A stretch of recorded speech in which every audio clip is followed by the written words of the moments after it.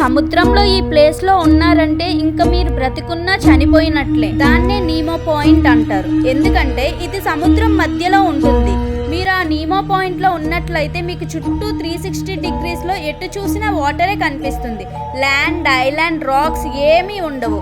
దీనికి దగ్గరలో ఒకే ఒక్క ఐలాండ్ ఉంటుంది. అది కూడా 2600 kilometers దూరంలో ఉంటుంది. ఇన్ కేస్ బోట్ మీద అక్కడికి వెళ్ళాలనుకున్నా సరే ఆల్ సైడ్స్ వాటరే కనిపిస్తుంది. అక్కడ లోతు 4 km డెప్త్ ఉంటుంది.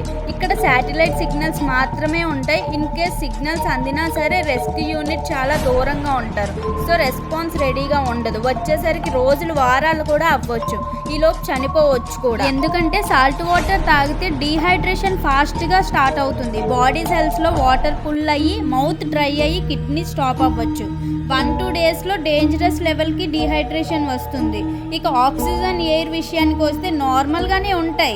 బట్ సన్ హీట్కి, భారీ ఎదురుగాలులు, చల్లని రాత్రులు బాడీలు చాలా వీక్ చేస్తాయి. ఫ్రెష్ వాటర్, ఫుడ్ లేకపోవడం వల్ల ఎనర్జీ లెవెల్స్ తగ్గి 2-3 daysకి బాడీ కొలాప్స్ అవుతుంది. పాయింట్ నీమోలో హ్యూమన్ సివిలైజేషన్ ఉండదు. అంటే సముద్రం మధ్యలో మనుషులు, ఏ ఇతర జీవులు ఉండే అవకాశం ఉండదు. కాబట్టి దానిని నాసా స్పేస్ క్రాఫ్ట్ సిమెంట్రీగా ఉపయోగిస్తారు. అంటే old satellites and space stations crash అవ్వడానికి సేఫెస్ట్ స్పాట్గా ఉపయోగిస్తారు.